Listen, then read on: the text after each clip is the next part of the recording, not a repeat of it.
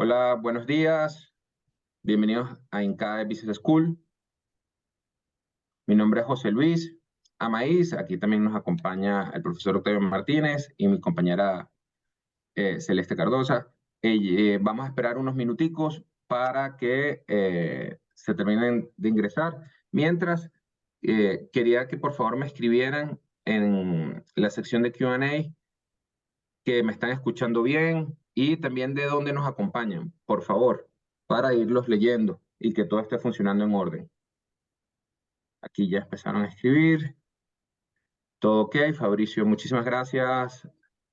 Se escucha bien desde Nicaragua, todo bien desde Panamá, Nicaragua, Costa Rica, Guatemala.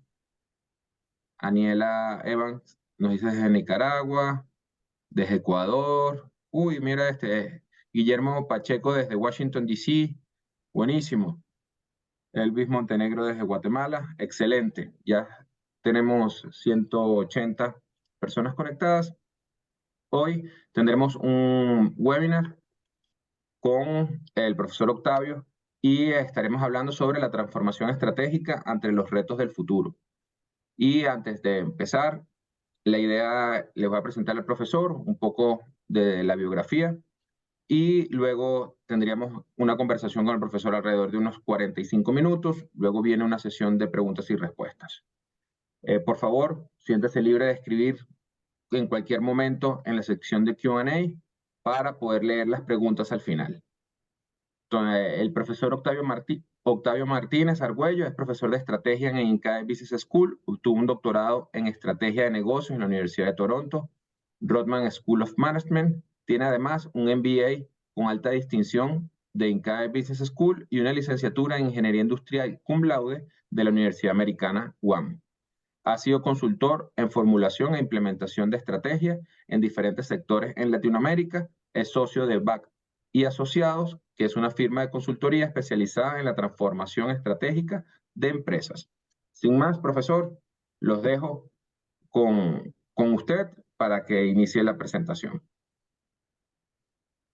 Muchas gracias, José Luis, y muy buenos días a todos y todas que nos acompañan esta mañana, ¿no? Para mí un placer estar hoy con ustedes y compartir algunas reflexiones sobre los retos y oportunidades que se presentan en el horizonte y las implicaciones que eso tiene para la transformación estratégica de nuestras organizaciones. Esperamos que ustedes, su familia y sus círculos cercanos se encuentren muy bien en estos tiempos retadores que vivimos, y sobre todo esperamos que las reflexiones de esta mañana les sean de mucha utilidad. Me gustaría empezar hablando sobre los principales retos estratégicos que visualizamos en el horizonte, especialmente 4 que me gustaría resaltar esta mañana, para luego discutir 3 implicaciones estratégicas de ajustes significativos que necesitamos considerar para la forma de competir y ganar en el mercado de nuestras organizaciones. Y me permito empezar con un pequeño videíto para ilustrar el primer reto estratégico y luego vamos a regresar a la presentación y a los slides para conversar al respecto, ¿no? Entonces vamos a iniciar viendo este primer videíto para verlo de manera más práctica y luego lo comentamos al respecto, ¿no? Yes, I understand. We're very sorry. We'll refund you right away. Well, it's official. All our inventory's out of stock. How are we gonna fix this? What about our warehouse in the Midwest? Warehouse burned down 2 days ago. I thought we have another shipment coming from Shanghai. Haven't you heard?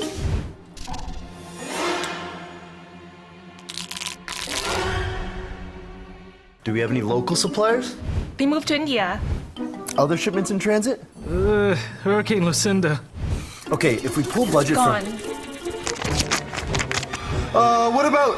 You need to see this. Multiple reports now in of alien touchdowns all over the Earth.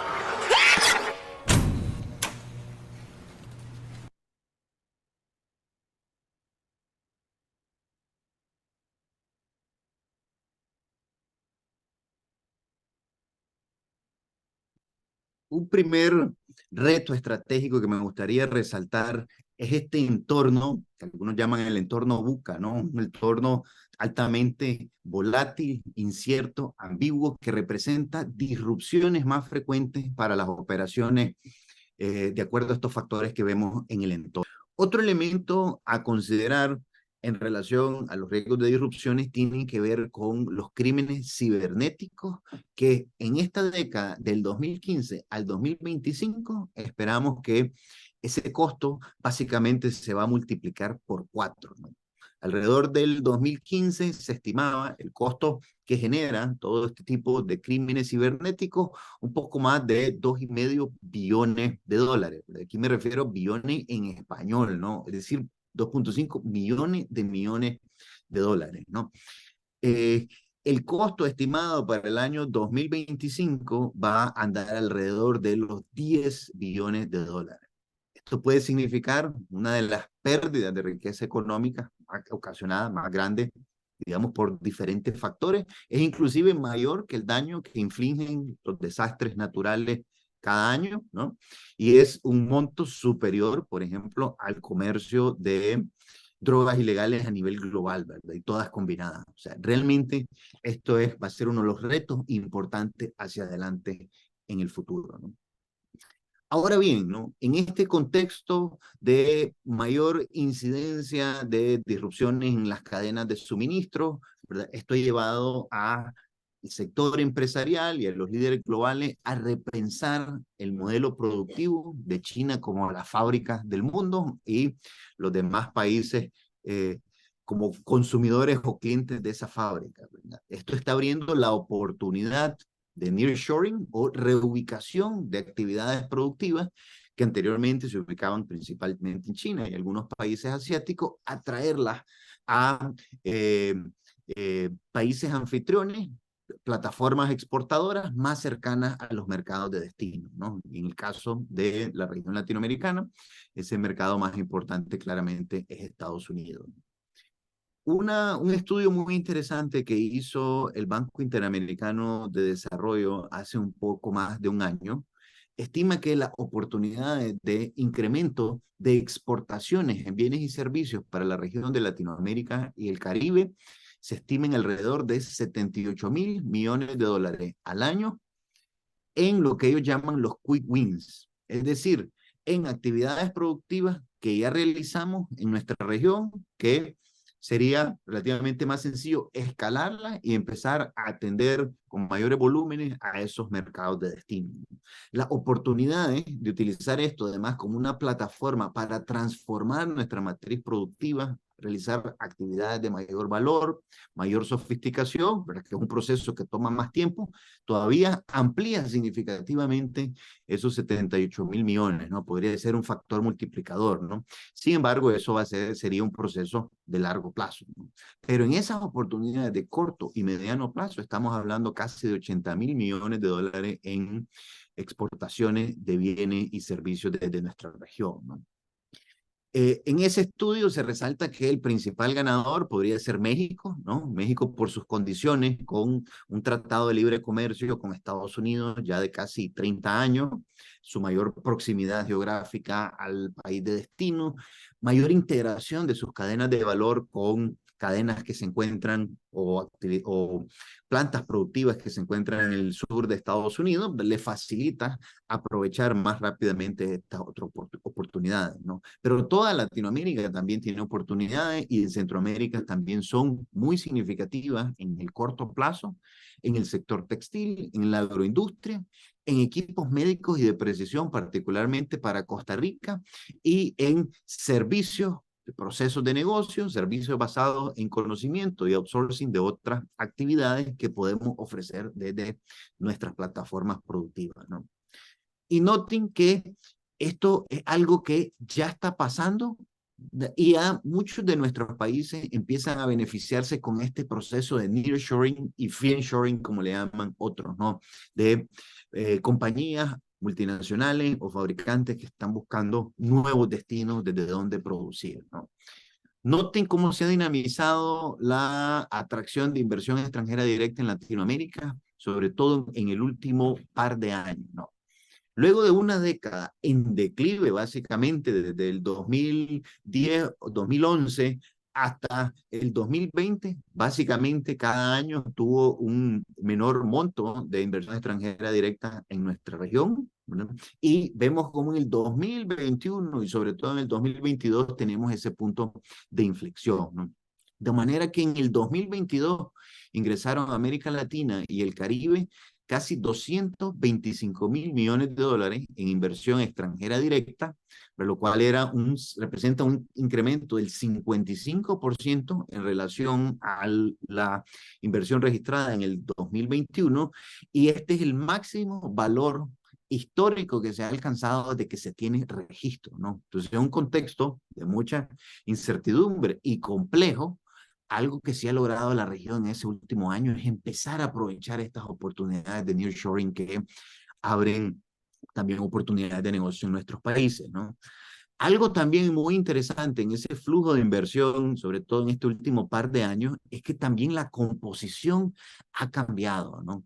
Históricamente, la mayor atracción de inversión de nuestra región se encontraba en la manufactura y en los recursos naturales, mientras que, sobre todo en el 2022, el 50% de esas inversiones corresponden al sector de servicios financieros, lo que llamamos utility, sobre todo la generación y distribución eléctrica, industrias creativas en algunos de nuestros países, el sector de tecnología, información y comunicaciones, tercerización de procesos de negocio, entre otros, ¿no? Eso significó alrededor del 50%, ¿no? Un 30% fue a manufactura y un 20% a recursos naturales o industrias extractivas, ¿no? Ahora bien, dentro de esta historia o escenario positivo, lamentablemente no es una tendencia compartida en todos los países, ¿no? No es una tendencia homogénea en cada uno de nuestros países, ¿no? Se ha concentrado principalmente en México, como mencionábamos, en Costa Rica y en varias de las economías suramericanas de gran tamaño, como Brasil, Chile, Colombia, Perú, Uruguay, ¿no? Principalmente, ¿no? Los centroamericanos del CA4, desde Guatemala a Nicaragua, realmente corremos el riesgo de quedarnos viendo esta película por televisión y perder esta ola de oportunidad y esta ventana que se abre en el horizonte. Un tercer reto estratégico que me gustaría resaltar esta mañana es el proceso de cuarta revolución industrial, ¿no? Este proceso que implica la integración de nuevas tecnologías disruptivas en el ámbito físico, en lo digital y en lo biológico, ¿no? En lo físico, tal vez de las tecnologías más visibles tienen que ver con vehículos autónomos, ¿no? O los drones, vehículos no tripulados, con cada vez más aplicación en diferentes sectores de industria, como agricultura, construcción, entre otros. Impresión 3D también está avanzando rápidamente, entre otras tecnologías, ¿no?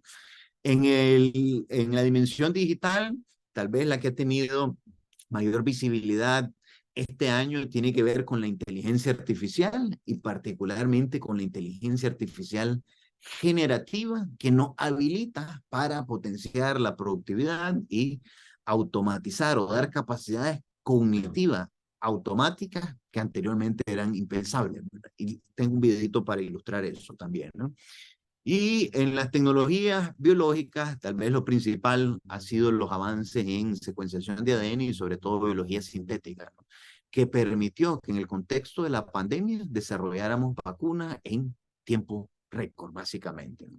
Entonces, estas nuevas tecnologías de cuarta revolución industrial, la verdad es que abren oportunidades para nuestros procesos productivos para que cada vez seamos más eficientes y además cada vez podamos ofrecer experiencia a nuestros clientes muy diferenciadas y de mayor impacto. Y algo que sí es claro en medio de tanta incertidumbre es que nos estamos moviendo hacia un futuro donde la economía va a ser cada vez más digital, donde las necesidades de los clientes y los consumidores también van a ser cada vez más digitales, ¿no? Y permítanme ilustrar con un pequeño ejemplo lo que pueden significar este tipo de tecnología, ¿no? Vamos a ver esta pequeña aplicación ¿verdad? Sin ánimo de hacerle publicidad a ninguna marca en particular, pero me parece muy relevante para que lo veamos de manera más clara, ¿no? Esto es en el contexto de una compañía, digamos, en un caso imaginario, ilustrativo, ¿no? Que enfrenta a un competidor que se le ha adelantado en el lanzamiento de un producto y tiene que reaccionar rápidamente. Entonces, veamos cómo estas tecnologías pueden habilitarnos a ser mucho más eficientes, ¿no? Reducir costos y además tener un mayor impacto en tiempos increíbles, ¿no? Are you kidding me? There's no way. Actually, maybe we can. Let me see what we can do. Wow, this is actually pretty good. Time to loop in the team. All right, team, we can do this. Everybody aligned on what needs to happen? Way ahead of you, my friend.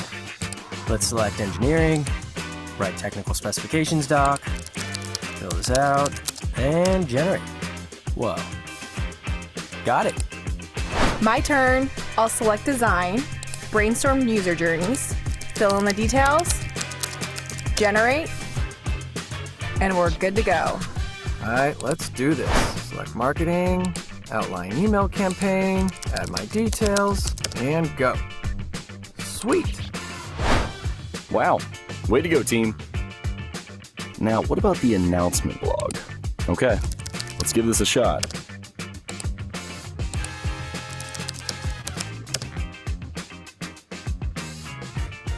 Wow, that looks good. Maybe a little more excitement. Nice. Sweet.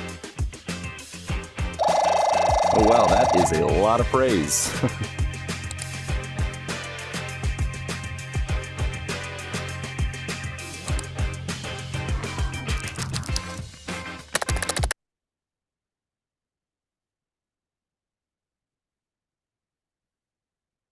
Y creo que nos deja una idea muy clara. Básicamente lo que vimos es cómo una compañía apoyado en aplicativos de inteligencia artificial generativa reacciona en un tiempo récord al lanzamiento de un nuevo producto de un competidor, inmediatamente ellos acelerando el proceso de lanzamiento, el go-to-market de una innovación que tenían en marcha, ¿no? Y básicamente con este tipo de tecnología, ¿verdad? Con un equipo, digamos, mucho más liviano o pequeño, tiene la capacidad de, con unos clics y en un tiempo sumamente reducido, desarrollar las especificaciones técnicas de ese nuevo producto, el diseño de toda la campaña de comunicación, de redes sociales, de email, de diferentes medios, incluyendo blogs, y toda la documentación soporte, además de ese plan completo del go-to-market, ¿verdad? De acuerdo a aquellas dimensiones o variables que van a ser claves para el éxito en el lanzamiento de un nuevo producto, ¿no? Noten anteriormente lo que significaba eso en tiempo de preparación, en equipo de trabajo, ¿no? El esfuerzo y el costo que significaba, ¿no? Cómo este tipo de tecnologías vienen a simplificar esto de manera significativa, ¿verdad? Ahora bien, ¿a dónde plantea un reto importantísimo? Realmente estas tecnologías, ¿verdad?, que nos habilitan para potenciar productividad y experiencia del cliente, también significan un riesgo de sustitución muy grande para muchas ocupaciones, especialmente aquellas que requieren habilidades básicas y realizan tareas bastante repetitivas. Noten en algunos estudios que nosotros hemos hecho desde nuestro centro de competitividad en INCAE, hemos hecho algunos ejercicios basados en algunos modelos del impacto que podrían tener estas tecnologías en el empleo en nuestra región en un proceso de largo plazo, ¿verdad? Y realmente las estimaciones son bastante preocupantes, ¿no? Aquí tengo que hacer el disclaimer que estas son estimaciones que no incluyen la creación de nuevas ocupaciones que vienen de la mano de la economía digital, es decir, se enfocan en, digamos, el downside, en la pérdida de empleo. Una estimación completa tiene que realmente considerar esa otra parte, pero eso todavía es más difícil de estimar porque son ocupaciones que muchas de ellas todavía ni siquiera conocemos, ¿verdad? Pero al menos este tipo de estudio nos da una idea del riesgo de sustitución enorme que puede significar y el reto que representa para nuestros países y nuestras empresas para preparar al talento humano que pueda aprovechar los beneficios de esta tecnología, potenciar sus capacidades, ¿verdad? Pero que no se convierta en una víctima de este proceso, ¿no? En esta tabla lo que presentamos son los riesgos de sustitución por diferentes ocupaciones de acuerdo a la clasificación de la OIT, y las grandes conclusiones son, primero, que la automatización y estas tecnologías van a afectar mucho menos aquellos empleos que requieran inteligencia creativa, improvisación, inteligencia emocional, social, ¿verdad? Una serie de soft skills que todavía no lo sustituye la máquina, ¿no? Aquí vamos a encontrar el nivel de profesionales, gerentes, técnicos que van a aprovechar inclusive más esas nuevas ocupaciones, ¿verdad? ¿Dónde está el problema, no? En aquellas habilidades de nivel medio y baja, en tareas repetitivas, los riesgos de sustitución pueden ser del orden del 60% de la fuerza laboral, ¿no? En posiciones como apoyo administrativo, ¿no? Algunos operarios de máquinas que se van a ir cada vez más automatizando o manejando de manera remoto, unos trabajos en el sector agropecuario, construcción, etcétera, ¿verdad? Entonces, acá hay un reto muy importante para los países y empresas en ese upskilling que le llamamos y reskilling, ¿no? De transferir esas habilidades que va a necesitar el talento del futuro, y por supuesto las instituciones académicas tenemos una responsabilidad al respecto, ¿no? Y el cuarto reto estratégico que me gustaría resaltar también esta mañana tiene que ver con el cambio climático, ¿verdad? Que esto es algo que no podemos obviar en cualquier conversación estratégica en estos días, ¿no? Noten que la pandemia probablemente fue el mayor reto que hemos vivido en nuestra generación, ¿no? Pero la pandemia al final fue un evento coyuntural, ¿verdad? Fue muy doloroso, nos tomó un poco más de 2 años superarlo, pero al final lo logramos, salimos adelante y el mundo ya está viendo hacia el horizonte, ¿verdad? El reto del cambio climático es que realmente puede ser una condición estructural con consecuencias negativas irreversibles, ¿no? Así que vamos a ver una combinación al mismo tiempo de presión sobre recursos naturales. Tal vez el más preocupante puede ser la fuente de agua para consumo humano o para producción agropecuaria. Va a poner mayor presión sobre la infraestructura, ¿verdad? Y los riesgos que pueden existir sobre ella, sobre la disponibilidad y la seguridad alimentaria en nuestros países y sobre las cadenas de suministro o esas disrupciones más frecuentes que mencionábamos en el primer riesgo, ¿no? Y la región centroamericana, que es una región lindísima, ¿verdad? Por sus recursos naturales, es donde vivimos la mayoría de los que estamos en esta sesión de hoy, lamentablemente es una de las regiones más vulnerables del mundo frente a los efectos de este cambio, ¿no? Noten que en un poco más de 30 años, básicamente se han triplicado las frecuencias de los eventos meteorológicos extremos, ¿no? Por ahí de mediados de los 80 se promediaban alrededor de 5 tormentas y huracanes significativos al año, ¿no? En la última década hemos promediado alrededor de 20, ¿no? Y recordemos hace un par de años, tal vez un caso todavía más extremo, donde con una diferencia de 2 semanas, de 15 días, 2 huracanes entre categoría 4 y 5 devastaron las costas de Nicaragua, de Honduras, afectaron también un poco Guatemala y El Salvador, ¿verdad? Y recuerdan ustedes aquellas imágenes del Valle de Sula completamente anegado, ¿no? Teníamos alrededor de 10 inundaciones significativas al año hace unos 30 años. En los últimos 10 hemos promediado alrededor de 30 en la región centroamericana, ¿no?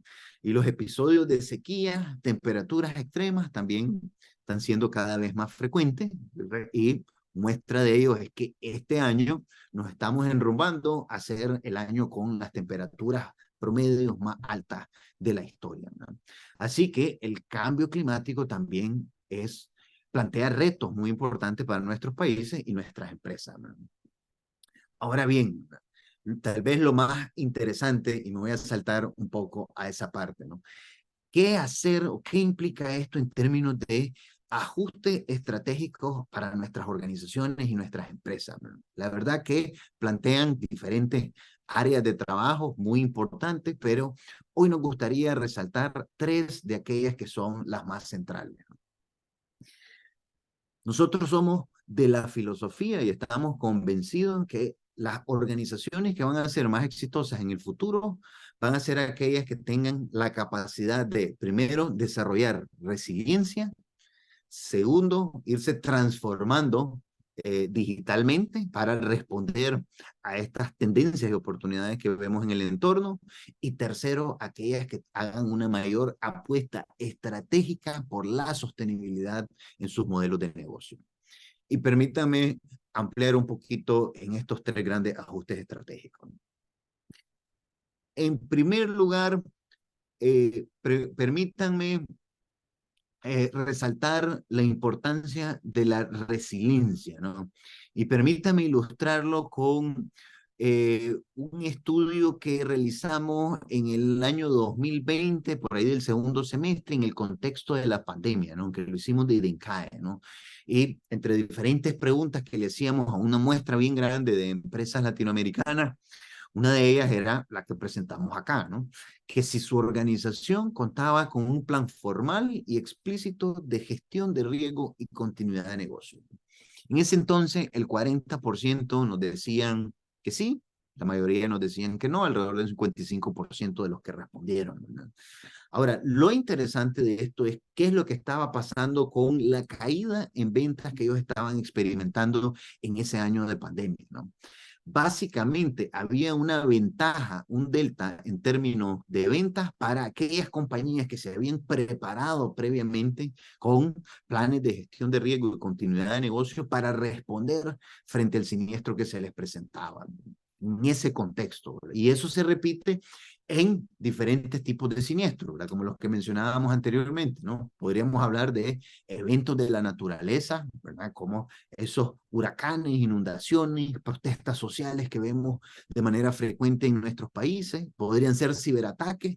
Recuerden cómo en el último año hemos escuchado casos de empresas que pierden completamente su sistema por hackeos, por secuestros, ¿verdad?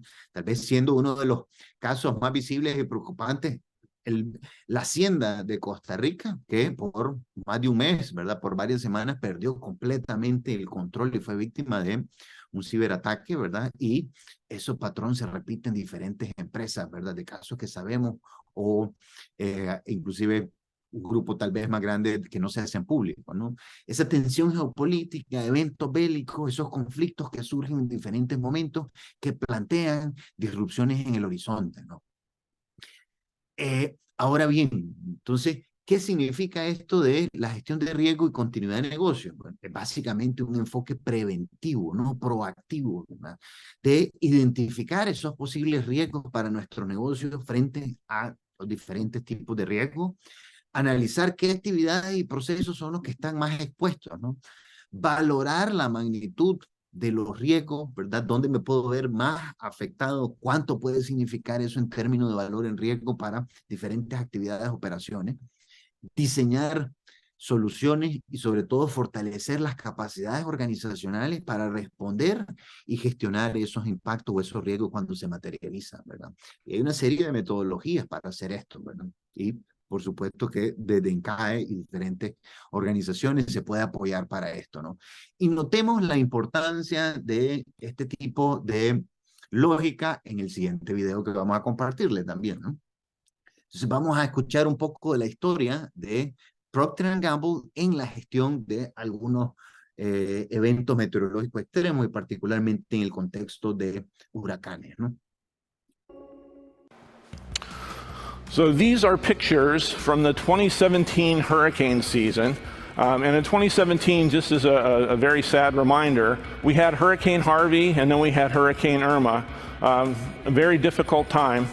And so in Procter & Gamble, this was a big defining moment for us in terms of our digital transformation and our digital journey. So Hurricane Irma was coming up. We saw on the weather forecast with our intel that said, here's what the path of the storm is going to be. And we were able to leverage the what-if capabilities of Kinaxis along with some visualization capabilities to say, okay, what are our manufacturing plants? What inventory do we have? Who are our suppliers? What are our supply chain assets that are in the path of this storm? And if the storm moves to the right or the storm moves to the left, what is that going to look like? And so we saw this Category 5 Irma heading to the East Coast. We leveraged our data and analytics, activated business continuity plans, and because of the ability to know sooner and respond faster, we were able to move with our suppliers to secure supply of things, materials that we expected to be impacted, particularly in the surfactants area, which goes into a lot of our consumer products that we manufacture. We were also able to start repositioning inventory so that when the storm cleared, we could be there with toothpaste and personal care and diapers and toilet paper and feminine hygiene products, the things that we know that people need most after these kinds of storms. So I'm very proud to say that from a supply chain standpoint, we were spared a lot of the pain, if you will, of having a direct hit on our facilities. However, the work and planning to be able to activate our business continuity plans, to secure supply, to position inventory in the right spots, put us in a position where we're able to serve our customers and consumers. And while many of our peer companies, competitors, and whatnot in the consumer products industry were going to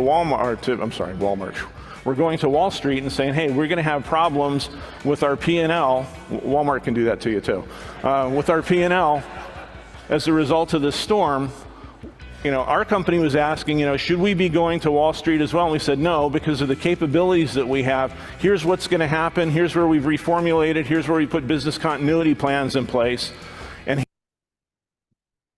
Perfecto. Creo que eso nos da una muy buena idea de lo que queremos ilustrar con este ajuste estratégico, ¿no? El segundo ajuste estratégico tiene que ver con la transformación digital.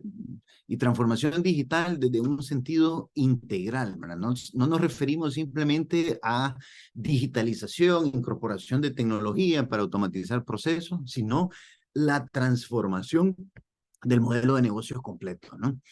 Desde INCAE, diferentes miembros de nuestra facultad, profesores, han desarrollado lo que llamamos un modelo de madurez para la cuarta revolución industrial, que nos sirve como una herramienta para planear y administrar el proceso de transformación digital, sobre todo partiendo de una radiografía de la situación de avance en estos temas específicos en cada una de las organizaciones con las que podemos trabajar, ¿verdad? Para luego definir esas rutas de transformación de manera integral, ¿no?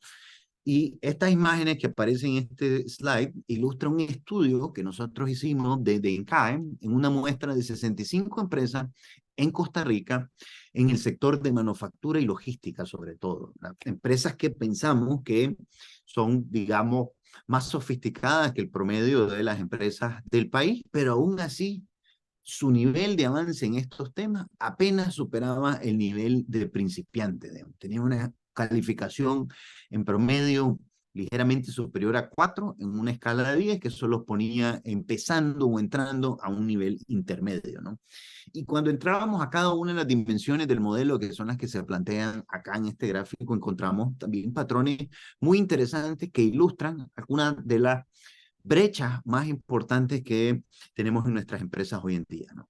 A nivel de estrategia, para empezar, ¿no? En la mayoría de las organizaciones, todavía el tema de la transformación digital no se refleja de manera explícita en sus objetivos estratégicos, en sus indicadores claves de desempeño, en sus planes de inversión que se le pueda dar seguimiento en el tiempo para ir haciendo avanzar la organización en esa dirección, ¿no?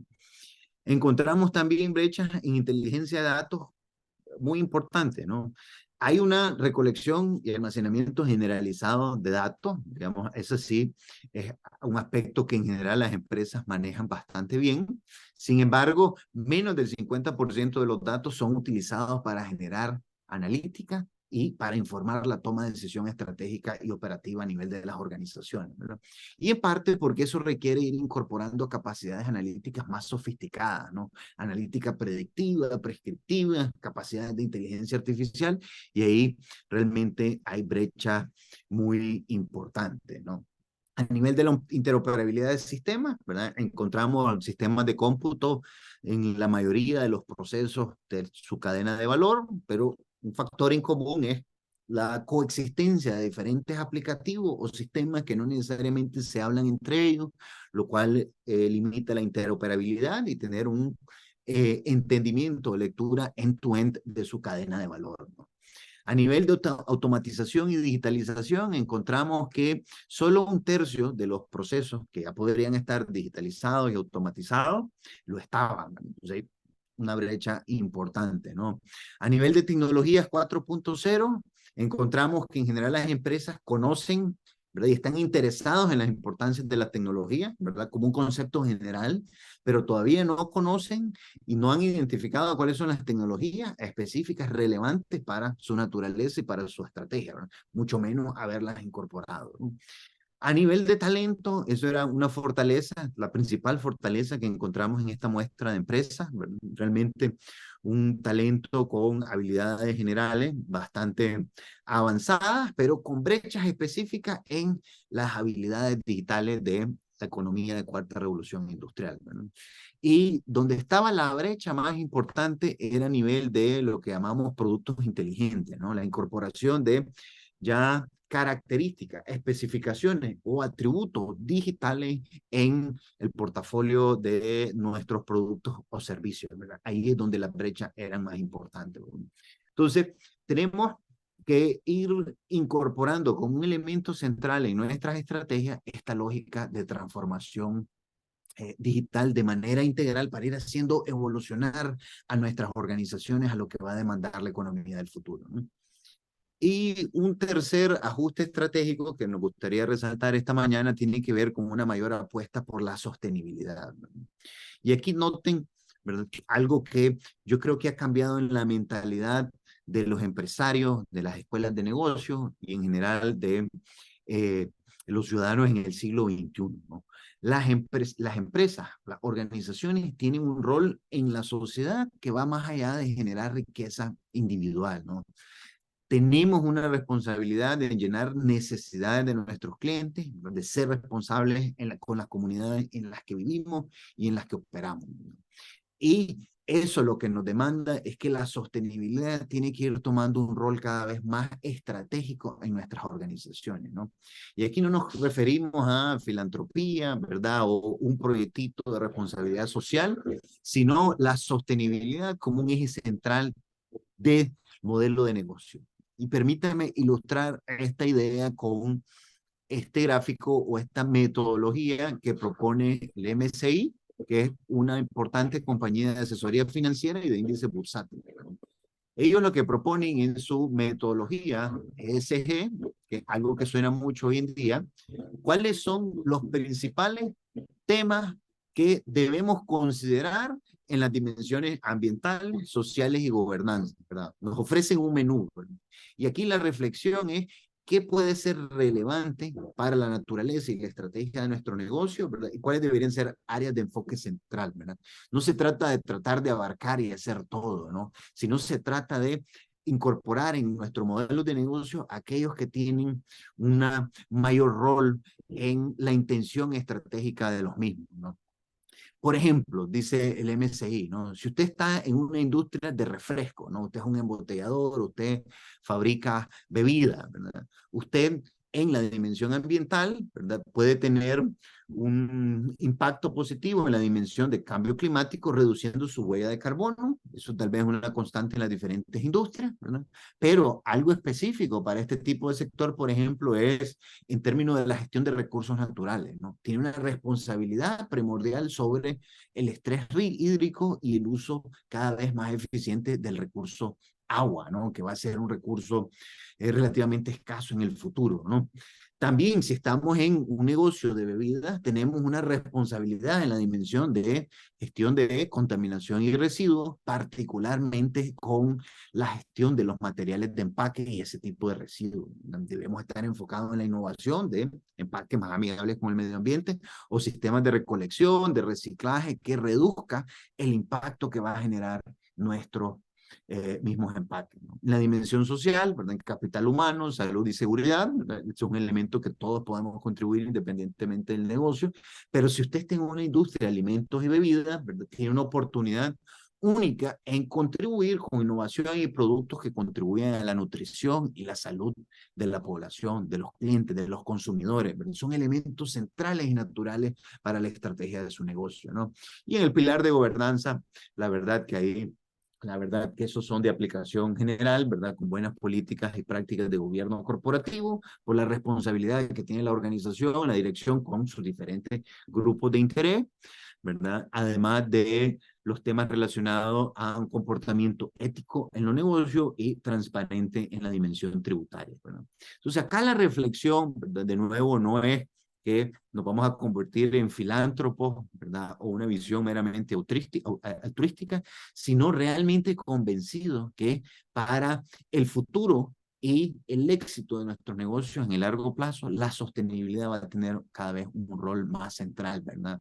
Por lo que estamos viendo en nuestros entornos y el impacto y todo este tipo de disrupciones, ¿verdad? Lo que va a demandar cada vez más nuestro talento humano en la decisión de su empleador, las preferencias y necesidades de los clientes, que cada vez empieza a ser un factor más importante en la decisión de compra, tal vez todavía no tan marcado en Latinoamérica o en todos los países, pero ya vemos esa tendencia clara en los países desarrollados, a nivel de inversionistas y acreedores que cada vez demandan estándares y comportamientos más estrictos en estas dimensiones, ¿verdad? A nivel regulatorio también, ¿verdad? Donde estamos viendo cambios en el entorno que se van moviendo en esa dirección, ¿verdad?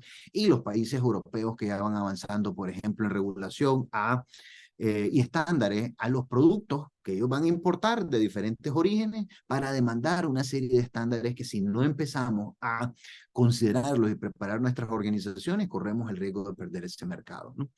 Entonces, en conclusión, ya para ir cerrando mi intervención y las reflexiones de esta mañana, me gustaría resaltar que el mundo ha evolucionado en estos últimos 3 años hacia una nueva normalidad. La pandemia, ¿verdad? Esa crisis sistémica que nos costó y nos dolió tanto, realmente también nos dejó enormes aprendizajes sobre cómo hacer cosas diferentes, sobre la evolución que necesitamos ir desarrollando de manera más acelerada, ¿verdad? Y tal vez una forma de reducir, tratar de simplificar lo que demanda ese entorno y esos retos del futuro, es que nuestra competitividad empresarial, ¿verdad? A nivel de nuestras unidades o a nivel agregado de nuestros países, cada vez va a depender más de nuestra capacidad de ir incorporando esas tecnologías de cuarta revolución industrial, nuestra capacidad de ir construyendo mayor resiliencia para estas disrupciones crecientes que se ven en el entorno y nuestra capacidad de ir construyendo un desarrollo económico cada vez más sostenible para que haya planeta y futuro para las próximas generaciones, pero también para que nuestras organizaciones sigan siendo líderes y exitosas en ese futuro, ¿no? Y empresas que aspiren a ser parte de ese futuro, la verdad que necesitan considerar este tipo de ajustes estratégicos, que demanda desarrollar nuevas capacidades en el talento humano, en nuestra organización, ¿verdad? En la evolución de nuestros procesos y tecnología, demanda romper con esquemas tradicionales de negocio y sobre todo, lo más difícil, demanda romper con esquemas mentales que a veces nos limitan en nuestra capacidad de evolucionar y abrazar el cambio de lo que va a demandar el futuro. Así que con esto termino mi intervención. Les agradezco mucho por participar esta mañana en el webinar y vamos a dar espacio a una breve intervención que va a tener nuestro equipo de maestría y luego abrimos el espacio para preguntas y respuestas para seguir intercambiando sobre estas reflexiones. Gracias. Muchas gracias, profesor, y gracias a todos por acompañarnos esta mañana. Vamos a hacer una breve presentación. Mientras tanto, los invitamos a que nos dejen las preguntas para el profesor en el espacio de Q&A y así en unos 5 minutos ya el profesor les pueda aclarar las dudas que todavía tengan con respecto al tema. Voy a compartirles pantalla por acá. Ok. Bueno, nosotros brevemente, ¿verdad? Queremos compartirles un poco de información acerca de nuestros programas que están por iniciar, donde el profesor Octavio Martínez también imparte clases, ¿verdad? Por ejemplo, en el Executive MBA, que da inicio ahora en la primera semana de septiembre, y también nuestro programa de estrategia empresarial, que también arranca a finales de septiembre. Bueno, comentarles brevemente sobre el Executive MBA. Dentro de todas nuestras maestrías que tenemos en INCAE, y de varios de nuestros MBAs, contamos también con uno que tiene un formato a nivel ejecutivo, no solamente por la presencialidad no solamente por el tema tiempo, sino más que todo enfocado a ciertos ejecutivos que ya tienen desarrolladas ciertas habilidades, por lo que ocupamos que tengan experiencia a nivel relevante. ¿A qué nos referimos con experiencia relevante? Aquellas posiciones de dirección, gerencias, jefaturas y algunas coordinaciones también de mandos medios que ya tienen equipo, por ejemplo, bajo su responsabilidad. El formato que les comentaba es un formato 3+1, que significa que 3 semanas regulares va a tener la persona, ¿verdad?, del mes, donde va a poder estar trabajando regularmente, sin interferencia de INCAE. Pero en la última semana del mes, INCAE les pide que estén full internados en nuestro campus en Costa Rica para que empiecen a poner, ¿verdad?, en práctica todos los conocimientos y también que empiecen a relacionarse y hacer networking que tanto lo necesitamos en estos tiempos. Para darles un poquito más de contexto, ¿verdad?, internacional, nosotros hicimos una serie de colaboraciones de primer nivel con escuelas de negocios de Estados Unidos, España y más bien Estados Unidos, Europa y Asia. Babson College, ESADE y la Universidad Nacional de Singapur.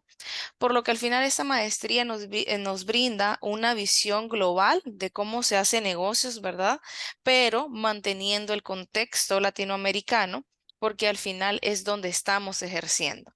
Entonces, la maestría se enfoca 100% en Latinoamérica con casos reales de empresas reales de acá, pero también nos da esa visión al mundo. Un poco más sobre lo que les comentaba del perfil del participante. Esa es una maestría bastante variada, no solamente en temas de aporte a clase, ¿verdad? Y de áreas que se relacionan en el programa, sino también de internacionalización de estudiantes, de sectores o industrias de las que provienen y también de profesiones. No es una maestría que se enfoca en carreras o administrativas o financieras o ingenierías, no solamente ellas, sino también podemos encontrar acá carreras enfocadas a humanidades, como por ejemplo comunicación, derecho, arquitectura, entre otras. Acá les hago un breve resumen, ¿verdad?, de cómo nos financiamos el programa. Podemos tener varias combinaciones, ¿verdad? Puede ser que la empresa me aporte una parte del programa, que yo cuente con otra parte de fondos de ahorros para asumir la inversión, que mi familia me apoye con con un cierto porcentaje, que haga una combinación de todo esto y también, ¿por qué no?, que INCAE me dé un apoyo económico. Tenemos opciones para financiar la maestría y también tenemos opciones de becas que dependen de la disponibilidad de los fondos que tengamos en el momento. Por ejemplo, para el Executive MBA que arrancamos ahora en septiembre, contamos con una beca parcial del 20% sobre la inversión del programa. Y también contamos con varias opciones de financiamiento según el país de procedencia de la persona interesada. Igual, José, no sé si me quiere apoyar por acá. Sí, así como también tenemos maestrías, también tenemos programas un poco más cortos. Está el programa de alta gerencia, que es el programa de mayor tradición de INCAE, que fue con el que nació el INCAE, que le permite tener una visión panorámica de la organización en un periodo corto de tiempo. Luego tenemos el Global Senior Executive Program, que consta de 4 módulos. Sin embargo, tenemos 2 que vienen próximamente, que está el de Boston y el de Singapur.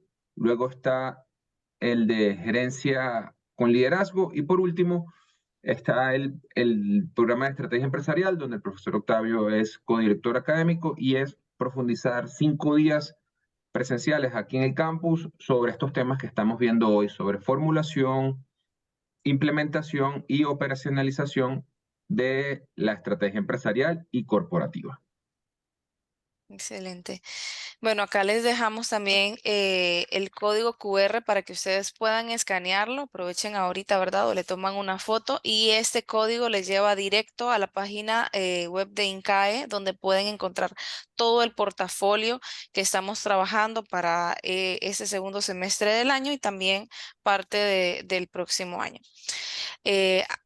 Aprovecho para enviarles una encuesta para que por favor nos ayuden a responderle a aquellas personas que desean que les contactemos, ¿verdad? Que quieran mayor información acerca de alguno de estos programas, acerca de financiamientos o incluso cómo saber yo o cómo puedo confirmar si aplico al Executive MBA o si aplico a alguna otra de nuestras maestrías o hacia también al programa de alta gerencia o al programa incluso de estrategia empresarial. Ahí Buenísimo. nos pueden ayudar a responderla y nosotros les vamos a estar contactando posteriormente. Perfecto. Mientras, esos minuticos vamos a ir aprovechando, profe, algunos consultas que me hicieron. ¿Puede mencionar nuevamente el nombre de la herramienta que mostró en el video? Me imagino que es a la de inteligencia artificial. Sí, bueno, sin ánimo de hacerle publicidad a ninguna marca o empresa en particular, esa es una herramienta que de manera ilustrativa utilizamos que nos pareció muy interesante porque resalta cómo cosas o algunos procesos donde antes se necesitaba una gran cantidad de equipo, de tiempo, de recursos, de pensamiento, hoy en día lo podemos hacer con unos cuantos clics, ¿verdad? Y tener un plan integral de manera rápida. Esa en particular se llama ClickUp. Click, como hacer clic, y up, como de arriba, para ir arriba en inglés, click up. Pero hay Pero varias, como profe, hay ¿verdad? muchos hoy en día. ¿Perdón? Que hay varias. Está ChatGPT, hay varias. Es exactamente, digamos, tal vez la más amplia y genérica es ChatGPT definitivamente, ¿no? De ChatGPT o algunas plataformas similares a ChatGPT se han derivado aplicativos con fines o objetivos específicos. Este que demostramos está enfocado principalmente para la parte de mercadeo, gestión comercial, ¿verdad? Pero como ese hay múltiples, ¿verdad? Pero ChatGPT sería como la plataforma de uso genérico, ¿verdad? De donde Ok. nacen o se derivan muchos de estos aplicativos. Buenísimo. Preguntan acá, hay varias preguntas sobre el MSCI de riesgo. ¿Es aplicable para cualquier tipo de actividades empresariales, incluido el turismo, en el plan estratégico? O sea, ¿puedo fundamentar los temas de mayor interés basándome en eso o está limitado por ciertos casos financieros, por ejemplo?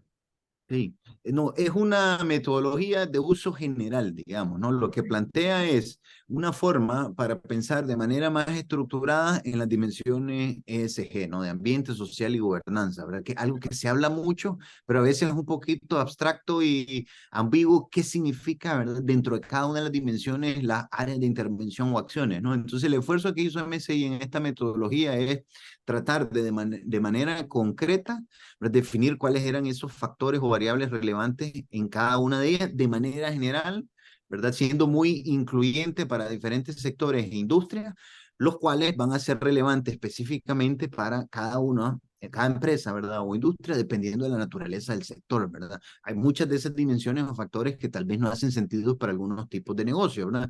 Para turismo en particular, algunos de ellos van a hacer mucho sentido y esto lo que nos da es nos abre un poquito los ojos de cuáles podrían ser las áreas de enfoque de los esfuerzos de sostenibilidad, ¿verdad? Y transformación estratégica de las organizaciones para en función de eso priorizar y orientar mejor esas áreas de acción. Buenísimo. Aquí también nos preguntan, profesor, ¿puede explicar mejor qué es realmente una transformación digital para el negocio? Creo que Sí. se han hablado mucho del tema de transformación digital y muchos piensan, no, pero es que todos mis archivos están digitalizados. Entonces, quizás Sí. para explicar un poquito más. Y tal vez esa es la percepción más general de transformación digital, es lograr digitalización de procesos y actividades. Realmente, como mencionábamos, la transformación digital es un proceso más amplio e integral, ¿verdad? Donde el fin o lo que busca es la evolución de su modelo de negocio para poder atender mejor las necesidades de un cliente cada vez más digital y poder potenciar la eficiencia, ¿verdad? Aprovechando todas las nuevas tecnologías y capacidades que existen hoy en día, ¿verdad? Entonces, por eso la lógica de ese modelo que le presentábamos, que desarrollaron unos profesores en CAE, donde plantean básicamente que la transformación digital tiene que partir desde la intención estratégica de la organización, debe considerar intervenciones en la parte de la arquitectura, llamémosle tecnológica de la organización, en la parte de sistemas, interoperabilidad, qué automatizo, qué digitalizo, tiene que ver con el desarrollo de las competencias y las habilidades necesarias en el talento para operar bajo ese entorno y condiciones cada vez más digitales, pero tiene que ver con la incorporación de la analítica, ¿no? Un poco más de ciencia de datos con las capacidades que hoy en día nos pueden dar la inteligencia artificial, por ejemplo, ¿verdad? De manera que el negocio o el modelo de negocio de manera integral va evolucionando en las diferentes dimensiones, ¿no? No limitado solo a cadena de suministro, no limitado solo a operaciones, no solo limitado al front desk de frente al cliente, sino esa evolución integral para un mundo cada vez más digital. Buenísimo. Profe, ya 2 preguntas más. Nos indican, entiendo, estos retos estratégicos son transversales para todos los bienes y servicios. Algunos temas tienen mayor peso. ¿Se tiene un cuadro que especifique qué industrias son más vulnerables para qué tipo de reto? Digamos, como algún reto en específico, ¿a cuáles industrias quizás le afecta más o le afecta menos? Claro. Vamos a ver, definitivamente se podría hacer una priorización, no es algo que tengamos preparado, que lo tengamos a mano. Son 3 ajustes estratégicos transversales que todos los deberíamos considerar. Lo que va a cambiar es la prioridad y la profundidad del esfuerzo dependiendo de la naturaleza del negocio, ¿verdad? Nos podríamos, por ejemplo, digamos, discutir, pensando rápidamente, una industria relacionada a la agroindustria, por ejemplo, ¿no? O el mismo turismo, sobre todo en la región centroamericana, van a ser industrias que se van a ver más vulnerables a los impactos del cambio climático, por ejemplo. Entonces, es ahí la prioridad principal podría venir por ese lado, ¿verdad? Pero tiene que ver también con la resiliencia de las operaciones, que es un aspecto relacionado a ello, ¿verdad? Entonces, eso podría ser otro aspecto central, ¿verdad? Transformación digital va a ser importante, sí, pero tal vez para el turismo es menos importante que la transformación digital en el sector financiero, por ejemplo, ¿no? Donde cada vez la interacción entre el cliente y la institución financiera se vuelve más digital y tal vez entonces en ese tipo de institución es más importante en términos del nivel de intensidad de los recursos y el esfuerzo la transformación digital que las intervenciones relacionadas a cambio climático, por ejemplo, ¿no? Entonces, las 3 son claves, importantes considerarlas, ya en la intensidad, ¿verdad? Y la prioridad que debe tener en cada una de nuestras organizaciones va a depender de la naturaleza misma de nuestras actividades. Buenísimo, profe. Y ya la última, que es más un dato que nos preguntan en específico, ¿cuánto porcentualmente, si lo tiene, ¿no? ¿Cuánto porcentualmente representa México en el monto de inversión extranjera directa, me imagino, en Latinoamérica? Usted mencionaba que... A ver, no lo recuerdo de memoria, pero hay una publicación de este año de CEPAL que hace esa cuantificación. Y de hecho, ese gráfico, ¿verdad? Donde demostrábamos ahí la tendencia histórica de inversión extranjera directa en Latinoamérica, ¿verdad? Y los 225.000 millones, creo que mencionábamos para el 2022, vienen de ese estudio y la publicación de CEPAL, ¿verdad? Es completamente pública y de libre acceso. Ahí puede ver el detalle, ¿verdad? Lo que sí recuerdo es que México, en términos de monto, en el último año 2022 fue el segundo destino detrás de Brasil, ¿no? Brasil se llevó el porcentaje más amplio, ¿verdad? Y bueno, eso va en proporción a los tamaños de la economía también. Claro. Brasil es la economía más grande de Latinoamérica, ¿verdad? La segunda es México y la segunda se lo lleva México. Exactamente el porcentaje no lo recuerdo. Pero ya con eso hizo como el ranking ahí, el podio. Sí. Como decimos, primero Brasil, después México. No, buenísimo. Profesor, muchísimas gracias. Nos pasamos 6 minuticos. Igual a todos los 215 que se quedaron hasta el final, muchísimas gracias por acompañarnos en este webinar de hoy sobre la transformación estratégica ante los retos del futuro. Y los invitamos a seguir conectados y conectándose con nosotros también a los futuros webinars y eventos que estaremos realizando. Muchísimas gracias. Muchas gracias. Buen día. Muy buen día, muchas gracias a todos y todas.